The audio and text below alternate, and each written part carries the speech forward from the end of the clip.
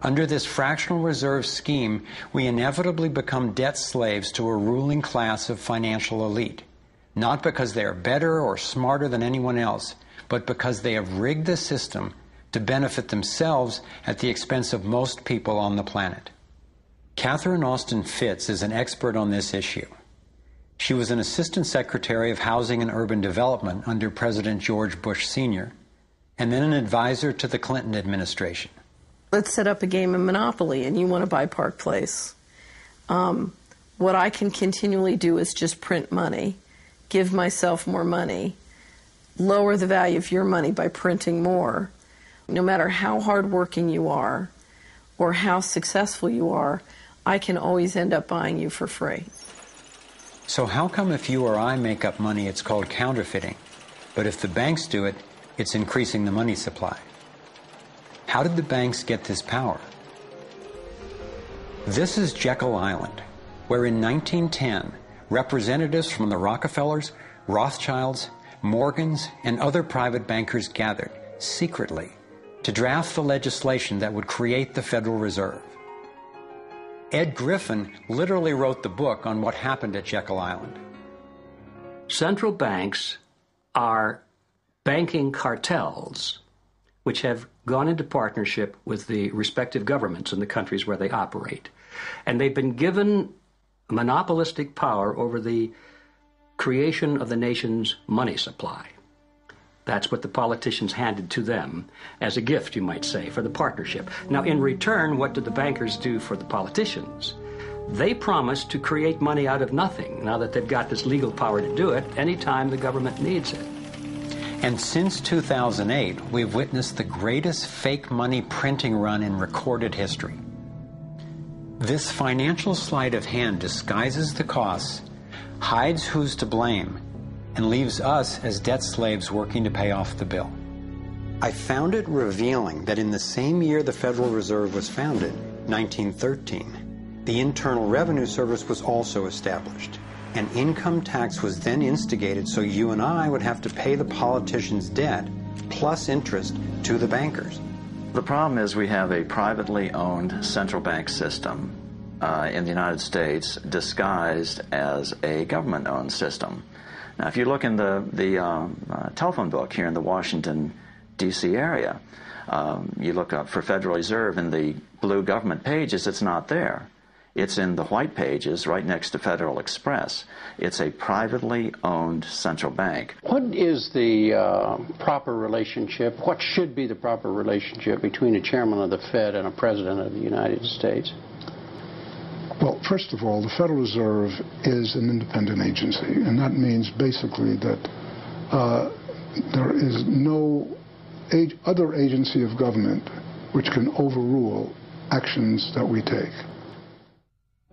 There is no other agency of government which can overrule actions that we take. We have a private bank that prints money on behalf of the Treasury. The Federal Reserve prints money on a debt-based system which creates scarcity. But it puts a group of insiders in a position of having access to all the data about the economy when we don't. So you have a small group of bankers who understand the data on how the money works in the economy, and it gives them the ability to print money in a way that the insiders are protected and everybody else is drained. Catherine went on to compare a healthy economy to a vibrant torus, balanced, freely flowing, and energized throughout, in contrast to what's happening in our current economy. What you have is a system that's very dynamic, and it's trying to optimize. But intertwined in the core of it, you have a tapeworm. The way a tapeworm works in your body is it injects a chemical into your body that makes you crave what's good for the tapeworm and bad for you. You have a parasite that's very much manipulating and engorging itself at the expense of the whole. We live in a tapeworm economy where the financial elite are the tapeworm and they're feeding on us.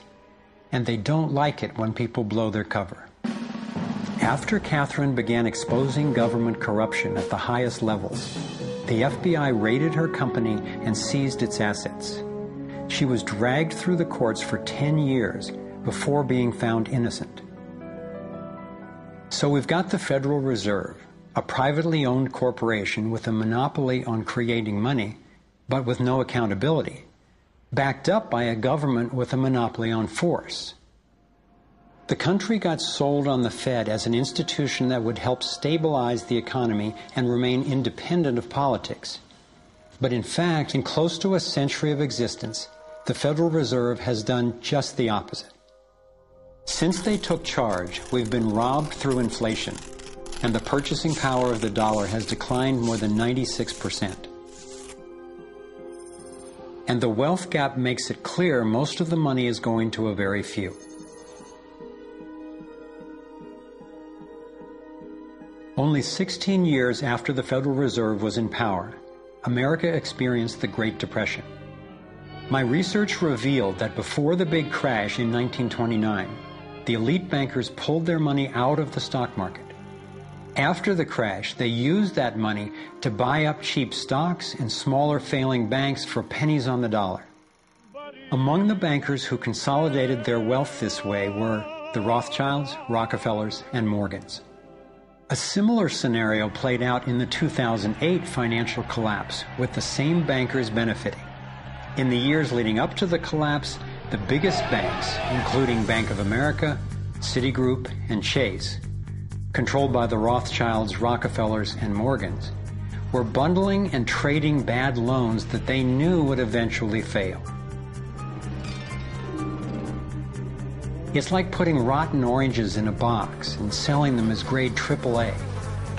The bundlers of the debt knew it was only a matter of time before someone would open that box and see that the content was worthless, since they were the ones who packed the boxes in the first place. When the rotten oranges, what we hear about as unsound loans, derivatives, and credit default swaps, were finally discovered, everyone was impacted. People lost their homes, their jobs, their businesses, and their retirements. Meanwhile, the biggest banks who created the problem in the first place were the ones who got bailed out. Why's that? Why would the Federal Reserve give trillions to the banks, even though the majority of Americans were against bailing them out? And why not help those most in need rather than the perpetrators of the financial collapse? My research led me to believe that the same people who created the Federal Reserve, the Rothschilds, the Rockefellers, and the Morgans, still control it, and they use this scheme to bail themselves out at our expense. Many of the banks created are still the most powerful lobby on Capitol Hill, and they, frankly, own the place.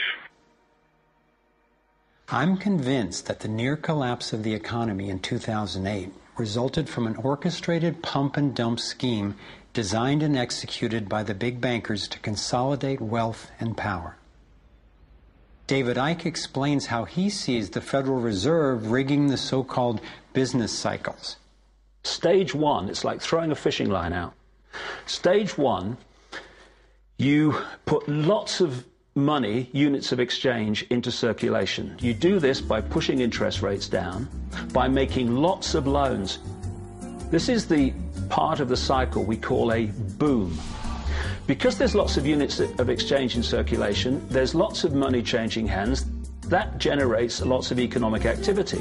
That generates jobs. And as more and more money is spent, there's more demand. So companies take out more loans of fresh air money to increase their production. People get confident in their everyday lives. Hey, you know, I work for this company, they've got lots of orders, it's really going great, my job's safe, I tell you what, we're going to have a bigger house. Then they start to change it. What they do is they pull the fishing line in. They push interest rates up. Now, fewer people, are taking out loans, and they make the criteria for having a loan from the bank stronger anyway. And also, now, as interest rates have gone up, a larger part of people's income is going to pay back the extra interest and not being circulated in buying things. Suddenly, there's nothing like as much money in circulation, and therefore, fewer things are being bought. Companies start to go down in terms of their profits, they start to shed jobs, and they start to go out of business. People lose their jobs, they can't pay the mortgage anymore of the big house they took out in the good times. Now what the banks are doing is starting to reel the fishing line in, because as they go bankrupt, companies and individuals, the banks get the real wealth, the property, the land, the resources that they had signed to them for lending merely figures on a screen. Now this economic cycle of fishing line out, fishing line back, lots of units in circulation, pull them in, has been going on for centuries. And what it's done, it's stolen and accumulated the real wealth of the world in the hands of the few.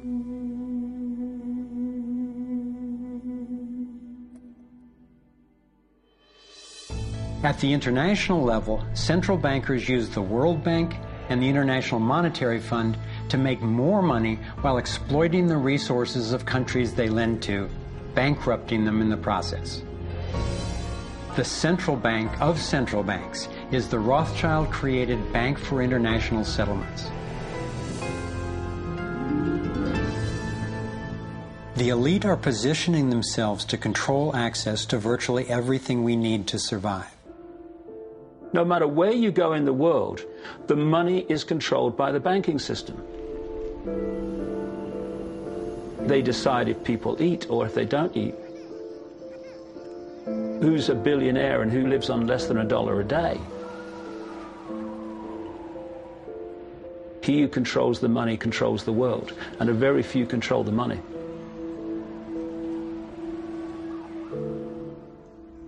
At this point, my view of the world had been turned upside down. I was struggling with the realization that the failure and suffering of so many is actually success and fulfillment for a few. The elite central bankers who fooled the world into letting them create money. They already have vast fortunes, so what is their end game? What is their ultimate agenda?